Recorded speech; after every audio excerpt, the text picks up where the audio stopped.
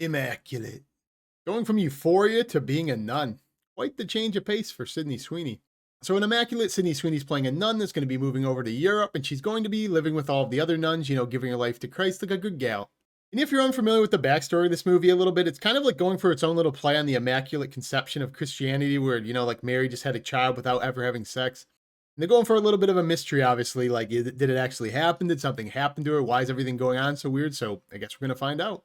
And immediately, that's actually a gripe I have with this movie is you have this character from Detroit, apparently, who's going to be moving over to Italy, and they clarify really early on that she really doesn't know any Italian. And after they establish that fact, they basically let you know that every other character in this movie is going to be speaking Italian, so, like, literally half the dialogue in the movie is in Italian with subtitles, and the main character just doesn't understand it. Which leads to this pretty funny dynamic where you'll just have characters talking in Italian, and the main character just sitting there like, and as a viewer, you're completely unsure if she's understanding anything or if she's just sitting there with a deer in the headlights because she said she doesn't speak Italian.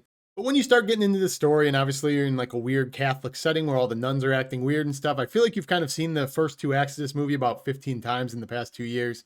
I personally thought the pacing of the movie in the first hour or so was incredibly slow, and that's not to say it was like bad or anything. I just felt like it was like very, very generic, at least the first half of it.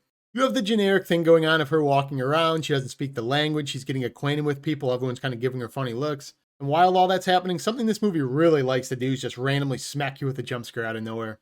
And I'm not talking like an effective jump scare. I'm talking like for no reason, somebody will just like smack a desk or somebody will just be walking around and a bird will hit the glass. So what's really weird is like for the first hour of the movie, I feel like you're kind of on the cusp of falling asleep because it's nothing but dialogue and stuff you've seen a million times, but people just keep like smacking the desk in front of you over and over again, waking you up. The other thing about this movie is it's like incredibly dark. I'm not saying like it's just filmed in like a dark environment. It's like overly dark in my opinion to the point where they were going for like an atmospheric thing, but I almost feel like they didn't understand how it was going to work cinematically. Because for me, there's a lot of scenes in this movie where you're in like a very, very dark, like religious setting. And obviously, people have creaking doors, they're looking through keyholes, things like that. But in this movie, you only have the character with a candle, and it's literally so dark that you can't see anything over her shoulder. So, the whole concept she could be tailed by somebody, somebody could jump out at you, doesn't really apply because you can't see anything. And as for her POV, when you're kind of like going through the room, scouting stuff out, again, there's like a lot of scenes where they kind of like freeze on like a dark angle or something, but I couldn't see anything. Like, I don't know if they were trying to like show me something or hint at something, but to me, just a character sitting in a pitch black room. And I'm not joking. I would say there's like legitimately 10 to 15 minutes of this movie that takes place in rooms so dark you can't see anything besides the main character. The whole movie's like overly exposed and in the dark, but I've almost never seen a movie that was this dark to the point I couldn't make out anything. So when you combine the beginning half of this movie where there's like it's really heavy on the tropey religious stuff, you really can't see anything that's going on, and there's nothing but dialogue with the occasional weird jump scare that makes you jump out of your seat because it's just programmed to be so loud. I was definitely kind of on the fence going into the third act. I was kind of like, it's another one of these. I just kind of thought they were building up a mystery for the first half that I really didn't find mysterious at all, so I kind of just thought it was boring, honestly. And when you combine it with the fact that you really can't see anything in the dark, intense scenes, they really do overly use the whole thing about like old people being creepy, especially because they're in a spot with a bunch of nuns. They just show you a bunch of scenes with like old people staring at you, and it's like it's not creepy inherently, they're just old. So I mean, if wrinkly people scare you, get your Pampers ready. But I will say, as much as it seems like I'm nagging on it, I mean, obviously Sydney Sweeney's in this, and I think at this point, this role should be the role, if you haven't already, that kind of tells you she's not just another pretty face, she's actually a pretty good actor.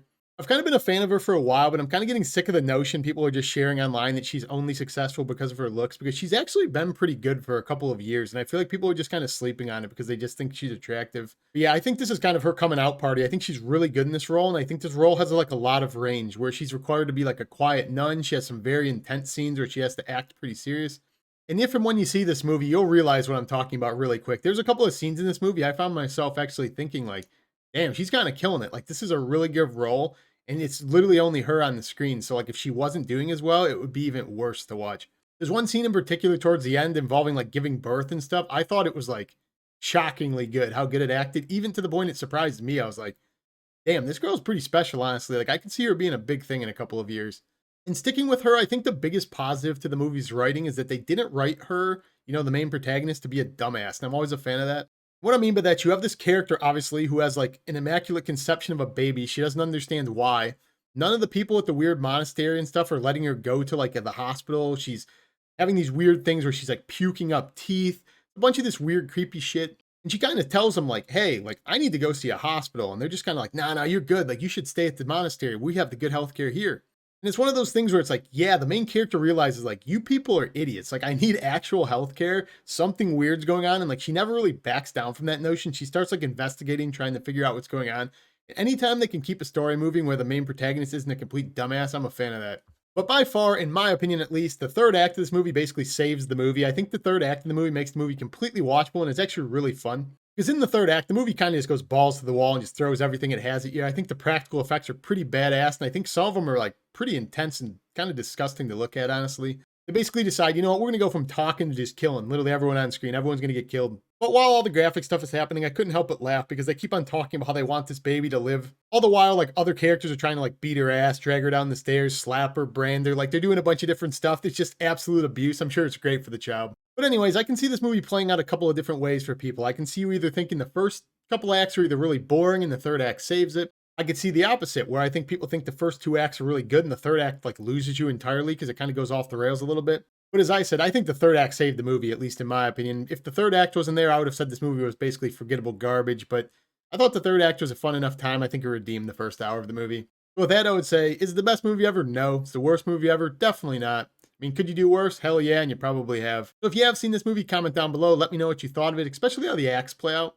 And if you haven't seen this movie, let me know what your favorite thing Sydney Sweeney's in. I know she was in Madam Web, which was pretty trash, but I know she's been in a lot of other stuff. Like I said, Euphoria, some other good stuff. And as always, if you liked what you see and you want to see more, feel free to subscribe. It does help the channel. And other than that, I'm going to post a link to my other videos from 2024 up here if you want to see any more reviews I've been doing.